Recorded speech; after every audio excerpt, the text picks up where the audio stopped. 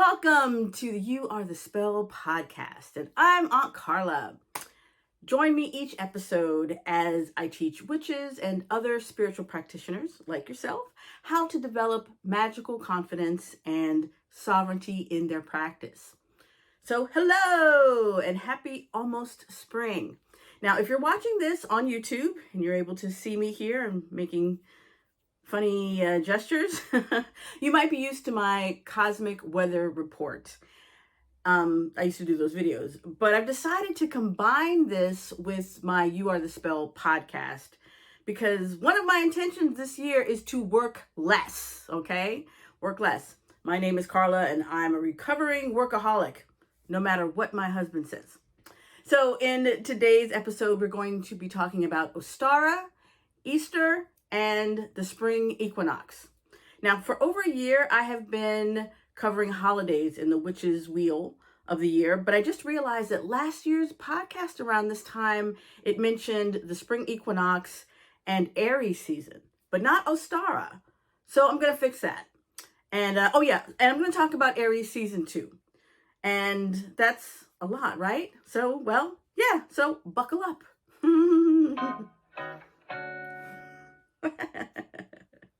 All right, so what is Ostara? Ostara is a modern Pagan and Wiccan holiday that celebrates the spring equinox, which usually falls around March 20th or 21st in the Northern Hemisphere. It marks the midpoint between the winter solstice and the summer solstice. Now, Ostara is one of the 8 Sabbats observed in the Wheel of the Year, and which is the pagan calendar that marks the changing seasons and agricultural cycles. And it's celebrated by various modern pagan and Wiccan communities around the world as a time of hope, joy, and renewal. Now, this year, the spring equinox falls on Tuesday, March 19th, a couple of days from now. And I am hosting a Spring Equinox manifestation circle for the Red Soul Flower Magic family. And you're invited, of course. So I have updated my handy dandy Spring Fling Witchy planner and journal, which is free. And when you sign up, you will be automatically signed up to receive that and also to get an invite to this Spring Equinox manifestation circle. Ooh, what a mouthful. Anyway, that's free. Sign up at redsoulflower.com/spring. You can also check below in the description to make sure that you can also get the link there as well. So every time we change seasons, it's a time for me to celebrate with my witchy family, and I hope that you can make it. Now, if you can't, the replay will be available, and that's also free. So sign up now for that witchy planner. Okay, so Ostara. Dun, dun, dun. Ostara is named after the Germanic goddess Eostre, or Ostara, and she represents fertility, renewal, dawn, and spring. And she was said to be associated with the dawn and the awakening of life in nature after those long winter months. And according to some folklore, Eostre found a wounded bird in the snow and she transformed it into a hare in order to save its life. However, the transformation was a little incomplete. So that meant that the hare could now lay eggs, but it was still able to run swiftly. Not that bad, right? So this myth is thought to be the origin of the Easter Bunny and the association of rabbits and eggs with Easter and Ostara celebrations. This holiday, Ostara, is a time to celebrate the arrival of spring, new life, and increasing daylight. Yay! If you can see me live, if you can see this video, it is daytime. It's very exciting to be able to record this during the day while it's light.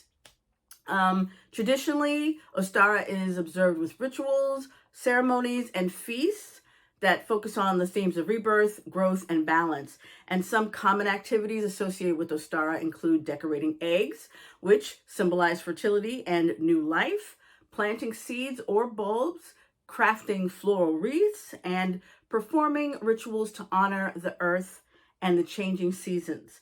It's also a time for cleaning and purifying one's home and life, and symbolizing that fresh start that comes with spring. So that's where all of that, where we get the spring cleaning comes from. So spring equinox, it heralds the return of daylight. But depending on where you live, you might still be feeling the effects of winter snow, bitter cold, and overcast gray days.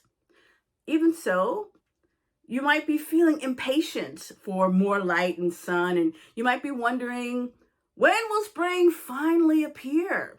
Is that you? Well, whether or not you see actual signs in nature, that antsy feeling to emerge from your winter cocoon, that's actually a sign that that's a sign that spring has arrived. Now, I like to remind people that spring energy is intense and it's not for the faint of heart.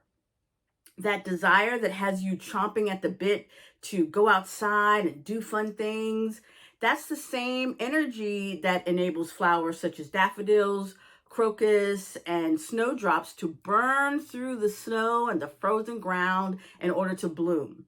That right there, my friends, is the energy of Aries, that fire. It's a fire sign. And it's also the beginning of the new astrological cycle. Now, my garden is mostly brown right now. Like everything is brown and kind of dead looking, except for a few batches of snowdrops, these flowers that are just all over the place. It's awesome. And I even have one purple crocus, which is very exciting. Now, there's also some bulbs that are starting to come to life through the ground, but I can't take credit for them because they were planted before we moved here. But just like clockwork, spring comes and there they are, coming to life. That's amazing, amazing. So as I mentioned, Aries is a fire sign. It's ruled by Mars, the planet of fire, and drive, and it's symbolized by the ram. And when you consider these details, think of this season of Aries as hot and direct. And if you would like to use Aries energy for manifesting, the themes include, Aries themes, new starts, new life, projects, career, self-love, self-care, healing, adventure. And as I mentioned before, Aries is the beginning of the astrological season. Pisces was the end, and Aries starts the cycle all over again. And Aries season, in the Northern Hemisphere anyway, is when the earth begins to quicken and to stir and to come back to life. And spring, if you think about it, it feels more like a new year than January, right? There's a reason. I recently learned that the new year was originally celebrated at the Spring Equinox, as it makes sense, right? In many different countries, such as England and even the American colonies, until 1752. That's only 272 years ago. And that's not really that long ago in the big scheme of things. 272 years ago, we were celebrating the new year at the spring equinox because it makes more sense. It's getting warm, right? But 1752 is when Pope Gregory created his little Gregorian calendar, Gregorian, and it started the new year on January 1st. And that is why the diet that you start in the winter goes straight to hell. But those of us who follow the seasons, we know the real new year begins in spring because that's how it feels like it should start at that time, right? And when the earth starts to warm up, when we are kind of starting to thaw, we're starting to feel new again. The earth is starting to feel new again. That is the true new year, in my opinion. And you could do whatever you want. But anyway, I know that it is still cold and snowing in some places, but spring is around the corner. And spring is around the corner. I just want you to remember that. Do not give up hope, okay? Spring is coming.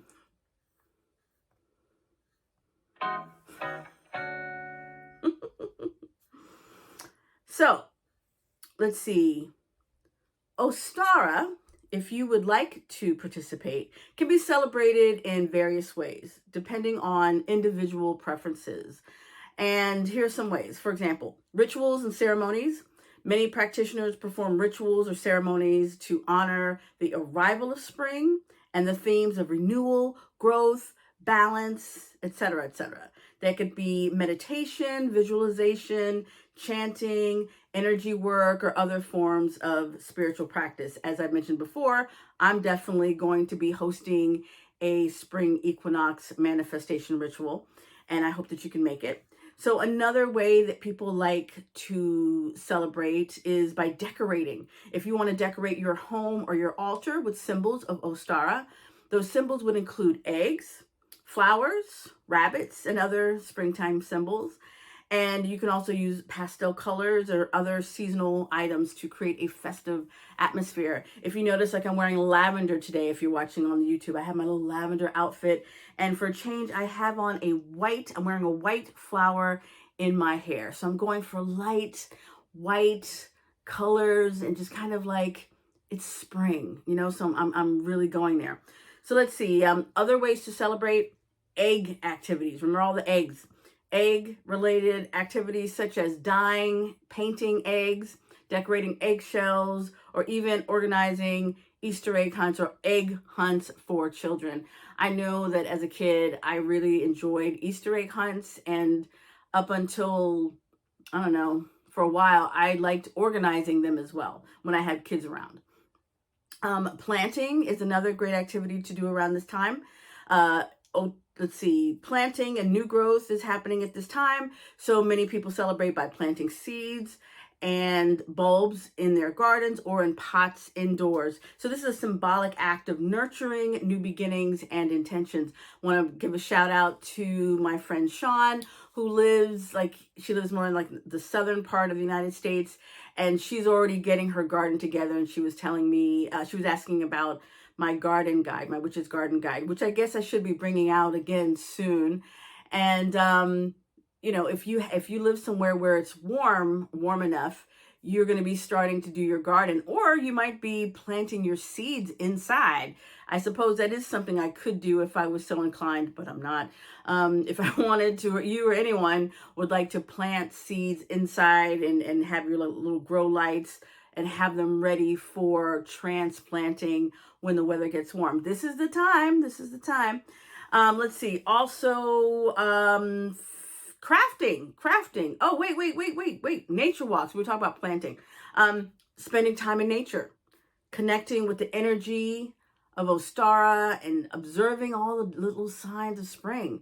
Take a walk in the park, go hiking, or just spend time outdoors appreciating the beauty of the natural world.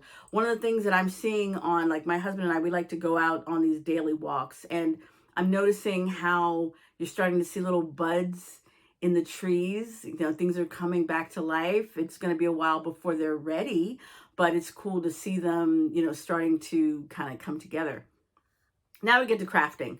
There are Ostara themed crafts and DIY projects. You can make floral wreaths, sachets filled with herbs and flowers, altar decorations, or any other spring-inspired crafts that speak to you. All right, feasting. Now you can't I feel like there's always some kind of feast involved whenever there's a Sabbath. There's okay, what's in season? What are we going to eat? And sharing a meal with loved ones is a time-honored way to celebrate any kind of holiday, but of course, including Ostara. So you could incorporate seasonal foods such as fresh fruits and vegetables, eggs, honey, dairy products, and light, refreshing dishes. Now remember, during Lent, in the Catholic tradition or the Christian tradition, people who are observing Lent, they will remove things from their diet. But you know what? This is also related to the weather. This is also kind of nature-based in the sense of earlier in the year, or right before we go into Lent season, before we went into Lent season, people were eating a lot of heavy foods. They're finishing up the foods from the slaughter. And then Mardi Gras, or the night before Mardi Gras is when, or Shrove Tuesday, it's the same day when people would eat like the rest of their stores of like pancakes and sausage, or Mardi Gras. There'd be this big old party, and then the next day would begin Lent, and you'd have Ash Wednesday, and there'd be like this stark feeling for 40 days. But this idea also comes with it comes from the fact that this is when your body is also changing to prepare for spring. All of those heavy foods that you were eating during the harvest, during the fall and the winter, all those things to kind of, keep, meat on your bones. We don't need that anymore. You don't need that anymore. Spring is when you start wearing less clothes, you start needing less clothes, and you start to eat lighter meals. So Lent, and another way of thinking about Lent, is a way that people they prepare their bodies for the spring season. So it's very, very interesting how these traditions come about. But we're going to feast. We're talking about feasting because it's a Sabbath and we're feasting and there's, food.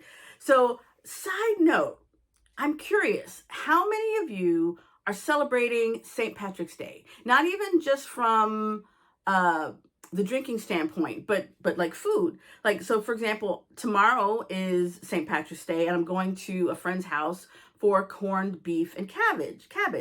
And I've gone to other people's houses for corned beef and cabbage for previous St. Patrick's Day, and it is just now occurring to me, just for the very first time, that aside from being a drinking holiday, St. Patrick's Day might be another pagan holiday, or another way of co-opting a pagan holiday by the church. Think about that, for example.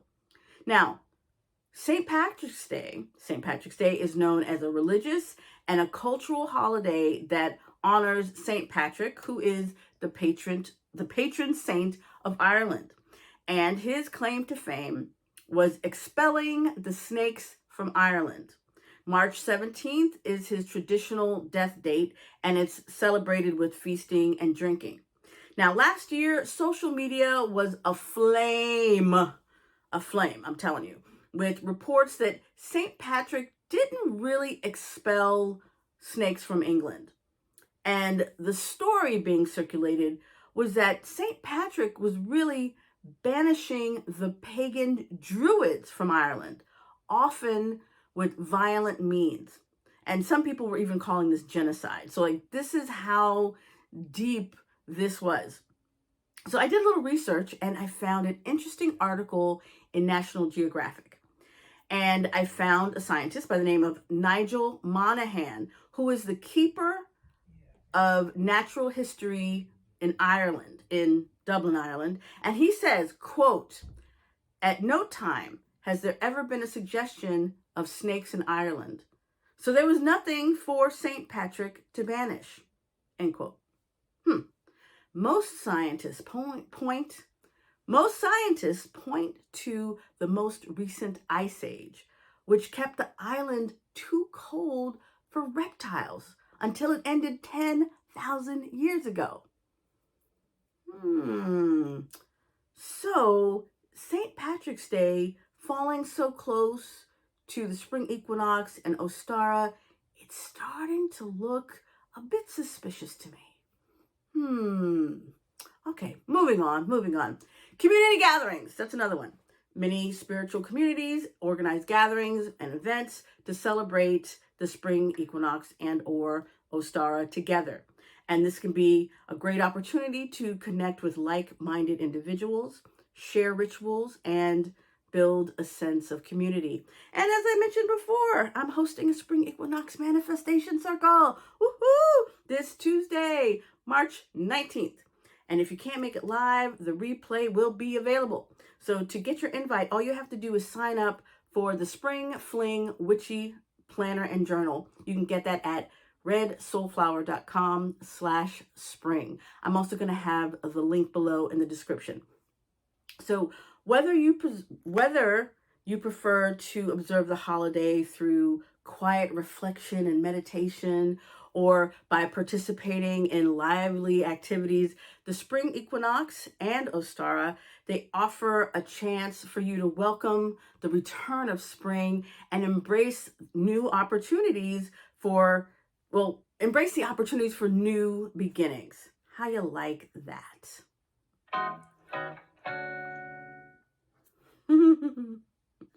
All right, so if you are interested in updating your home or your altar for Ostara, I have some correspondences for you.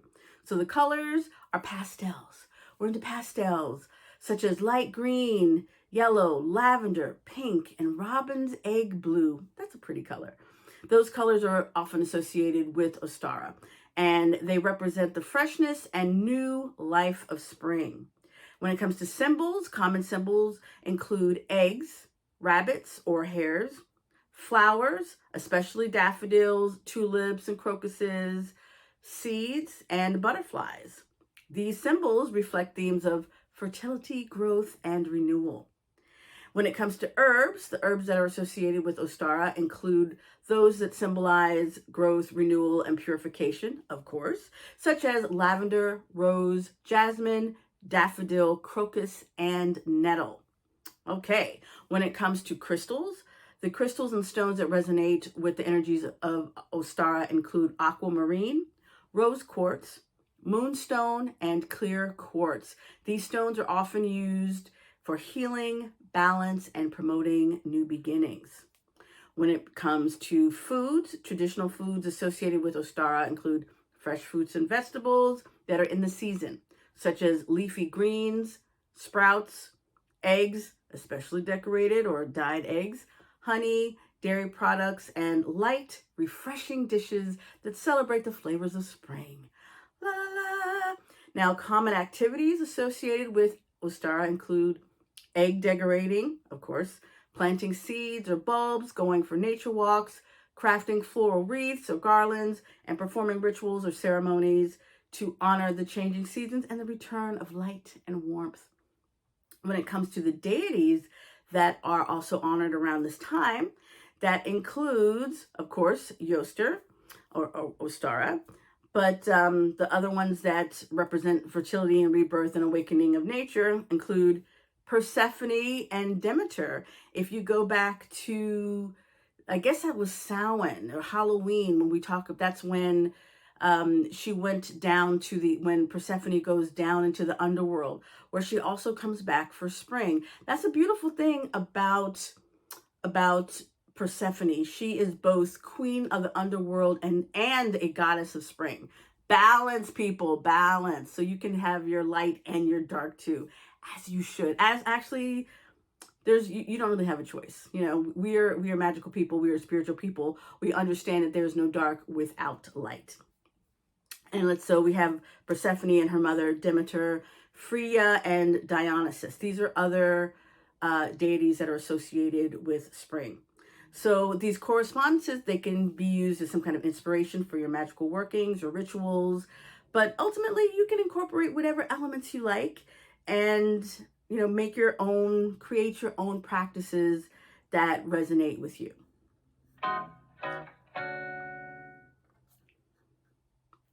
So now, of course, I can't skip Easter. We got to at least mention Easter, right? So if you're familiar with Easter, it's a Christian holiday that celebrates the resurrection of Jesus Christ. It is the oldest and most important Christian feast as it commemorates the crucifixion and resurrection of Jesus Christ as it's described in the New Testament of the Bible. Common symbols of Easter include the cross, which represents the crucifixion and resurrection of Jesus, as well as the lamb, which symbolizes Jesus as the sacrificial Lamb of God. Other Easter symbols include eggs, which symbolize new life and rebirth, and the Easter bunny, the folkloric figure associated with the delivery of said Easter eggs. So in summary, while Easter and Ostara share some common themes of rebirth and renewal associated with the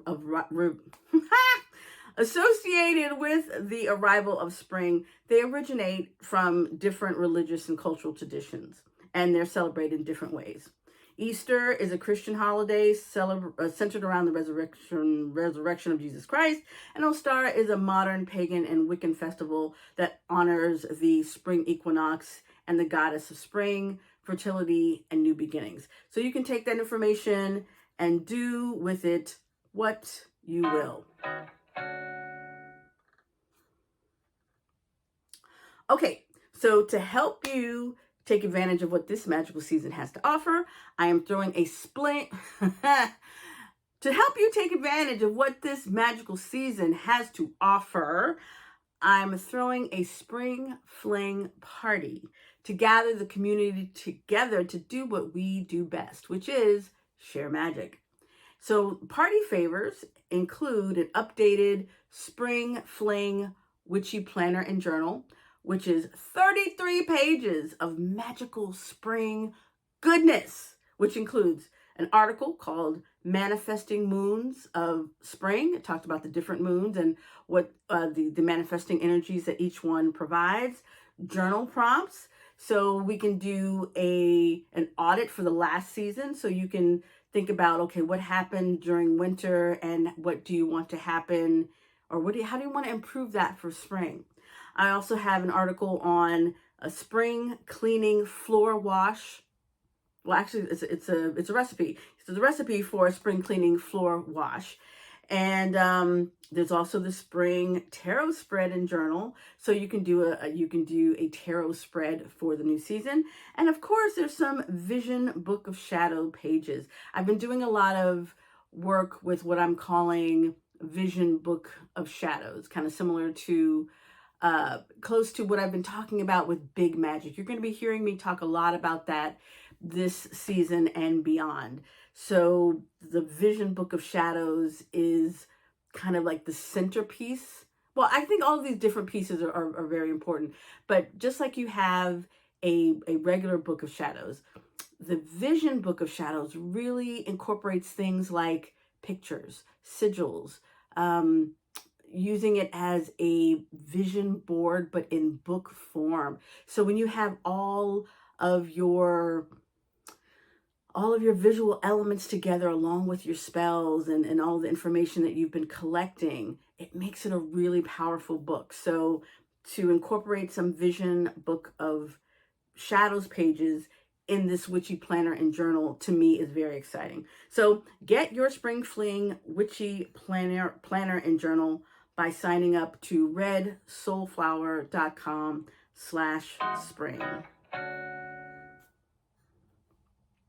It's also time for the Empowered Modern Witches Summit, which is hosted by my friend Tanae Stewart, who's the author of the Modern Witch's Guide to Natural Magic. Now, this is a live virtual event. It's going to be live and recorded, actually. And it's going to be taking place March 18th through 20th, 2024, this week of the Spring Equinox in the Northern Hemisphere, which is a perfect time for setting intentions for the cosmic year ahead. It's totally free to attend, and it features an incredible lineup of witches, astrologers, and authors, including myself. Anyway, we will be sharing perspectives on how you can have a more consistent spiritual practice and live your most magical life. The theme in general is is consistency, how to create consistency in your magical practice. And my presentation is called Moonlit Metamorphosis, Cultivating Consistency with Moon Phases and Future You Magic.